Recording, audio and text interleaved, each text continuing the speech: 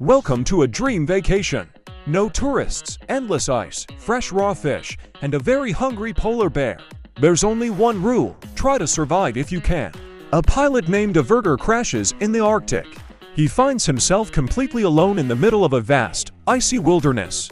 He tries to survive, hoping to be found by a rescue team. Averger leaves a signal, a pine tree, and chunks of ice, and returns to his broken plane. He sets up homemade fishing rods to catch at least a few fish and avoid starvation. This is his only food in the Arctic. But it's better to eat fish than to starve. Our hero dines on board his plane. The fish is raw and tasteless, but what choice does he have? Averger tries to send a distress signal with his distress beacon, but is unable to contact any rescue station. Despite this, the man doesn't lose hope of rescue. He wanders across the snowy Arctic ice and then returns to his plane. Averger sees that his feet are severely frostbitten and realizes he needs medical attention. He sleeps right on board, wrapped in a sleeping bag for a little extra warmth. The next day, our hero digs a small hole. Soon, a snowstorm begins, and Averger checks his fishing rods once again. He notices huge tracks on the ice. It looks like a polar bear's. The man immediately runs to his plane and locks himself inside. He doesn't have the proper weapons to fight such a predator, but he can't sit on the plane all the time either. After all, he'd have to constantly send out a distress signal, hoping someone will hear it. Averger gazes thoughtfully into the distance. Ahead are several tall snow-capped hills. Perhaps if he climbs up there, he'll be able to pick up a signal. On the other hand, the journey there is quite long, and a hungry bear is prowling nearby. Averger decides to stay near the plane, as it's much safer there. But days pass, and no one comes to help.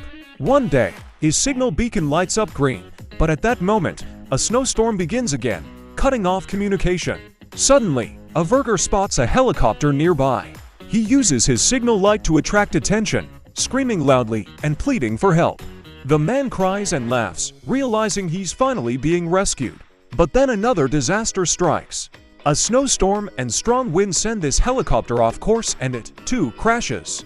Averger runs to the crash site and sees the helicopter already ablaze. One of the pilots is dead, and the co-pilot, a young woman, is alive but unconscious. She appears to be seriously injured. Averger tries to find out if they have a first aid kit, but the woman doesn't respond.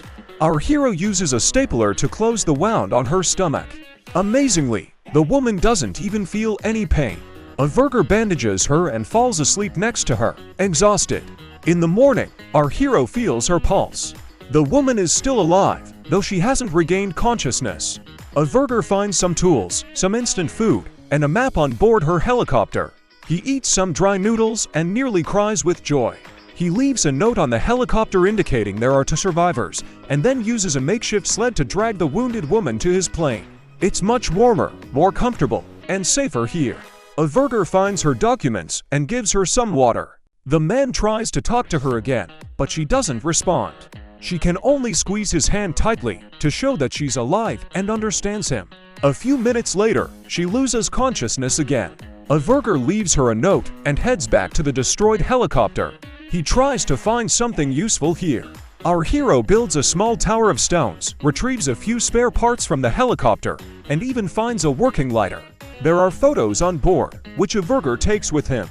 The man finds a sled in the luggage compartment and takes it with him to the plane. The woman is still unconscious. Averger places a photo from the helicopter next to her. This is a photo of her family. Our hero is cleaning her wound and changing the bandage. Thanks to a lighter, he turns on the burner and can finally warm his mouth a little. Averger studies the map he found. It turns out there's a weather station to the north, but it's a several-day trek to reach it. He realizes he won't be able to make it, especially with the wounded woman. Our hero manages to catch a large fish and laughs heartily.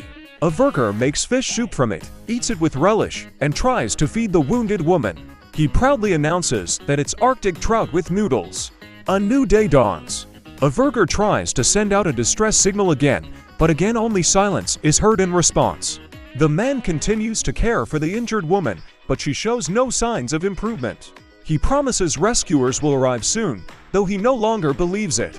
Her strength is gradually ebbing, and it's becoming clear that without urgent medical attention, she won't survive much longer. Something needs to be done. Averger looks thoughtfully at the map again, then steps out of the plane. He makes a dangerous decision and begins to prepare for his journey. Our hero gathers various tools, water, and food, loads the wounded woman onto a sled, leaves a note in the plane, and sets off for the weather station located to the north. It's an incredibly difficult, dangerous, and long journey. The woman doesn't regain consciousness. It's very difficult for Averger. He has to constantly rest and advance slightly on his own to consult the map and choose the most optimal route. Several times, he is forced to increase the distance because there are places where it is impossible to directly pull the sled with the wounded woman. Night falls, and our heroes hide in a small stone cave covered in a thick layer of ice. In the morning, they resume their journey. Soon, another snowstorm begins. Averger can barely move forward due to the strong wind and snow. He looks at the map in despair. The journey to the weather station is still very long, but he can't give up. Averger sees large boulders along the way and realizes they're not on the map. This means he'll have to change route again, and the journey will take even longer. He'll also have to haul the sled up steep slopes, which is difficult and very dangerous. One wrong move, and they could both fall. Averger collapses from exhaustion. This road seems endless to him. When evening falls, Averger finds another stone cave, shoves the sled with the wounded woman into it, climbs in himself, and cooks them dinner. The woman has no strength to eat. She can't even open her mouth. Averger tries to at least give her some water. Suddenly, a roar is heard outside. It's a polar bear. The predator tries to break in for a tasty meal. Averger uses a signal fire to scare the bear away. Fortunately, the predator does indeed leave the area. In the morning, Averger emerges from the cave and finds the bear nowhere to be found. He continues on his way with the wounded woman. He again has to make his way through a snowstorm. He makes camp, as it's impossible to move on in such weather. When the storm ends, he climbs out of his sleeping bag and continues on his way. Averger sees that his fingers are severely frostbitten. During another rest stop, our hero lights a fire to warm himself and the wounded woman. She can no longer squeeze his hands. When Averger wakes up, he sees drops of blood in the corner of the wounded woman's mouth. This is the result of severe pneumonia. Averger then checks her wound and sees pus. He decides this woman will definitely not survive, places a photo of her family in her hand, says a silent farewell, and continues on alone. Just a minute later, Averger notices a beautiful frozen flower and immediately falls into an icy ravine. When the man comes to, he feels incredible pain. He realizes he has sustained an open leg injury. For a while, he lies helplessly in the snow, cursing, but then, with great difficulty, tears, and screams, he climbs out of the ravine. Every step is accompanied by incredible pain, but Averger is still not ready to give up and desperately fights for his life. Our hero returns to the place where he left the wounded woman. Averger notices that she has finally regained consciousness.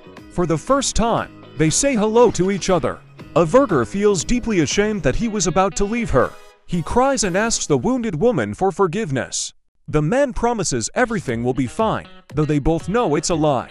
Averger applies ice to his wound and wraps it with a scarf. He continues to move slowly, dragging the sled with the wounded woman behind him. There's no more water, and the man greedily gnaws on a piece of ice.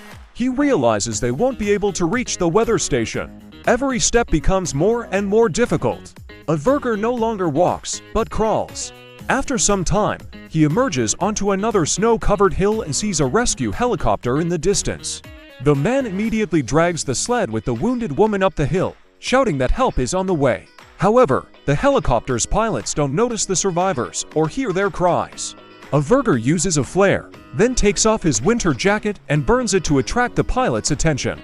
Unfortunately, even this doesn't help, and the rescue helicopter departs. Averger cries and again asks the wounded woman for forgiveness. He reminds her that she is not alone, and he will not abandon her. Having lost all hope of salvation, our hero lies down on the snowy ground next to the wounded woman and closes his eyes. They both fall asleep. A few minutes later, a helicopter lands next to them.